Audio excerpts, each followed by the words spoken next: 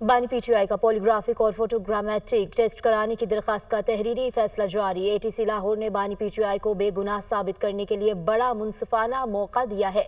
मुल्जिम की जिद और इनकार की वजह से कोई रिजल्ट हासिल नहीं हो सके। एटीसी के जज मंजर अली गुल ने 3 सिफात पर मुश्तमिल तहरीरी फैसला जारी किया है। फैसले के मुताबिक आम मुल्जिम के पास टेस्ट कराने से इनकार करने का चांस नहीं होता। मुल्जिम ने ना सिर्फ टेस्ट कराने से इनकार किया बल्कि तफ्तीशी टीम से भी नहीं मिला। अदालत ने यह कानूनी नुक्ता समझने से कासिर है कि तफ्तीश किस तरह मुकम्मल की जाएगी। अदालत समझती है कि मुल्जिम टेस्टों से इनकार करके ट्रायल का सामना करने से गुरेज कर रहा है। मुल्जिम के वकील के साथ मुतफिक हूँ कि अदालत ज़बरदस्ती टेस्ट कराने के लिए अदालत के पास कोई ऐसी मशीन नहीं है। अदालत अब टेस्ट कराने के लिए तीसरा मौका नहीं देगी। तीसरा मौका अदालत को कोई मुस्बत उम्मीद नहीं है। टेस्ट कराने के बानी पीटीआई को 2 मौके दिए हैं।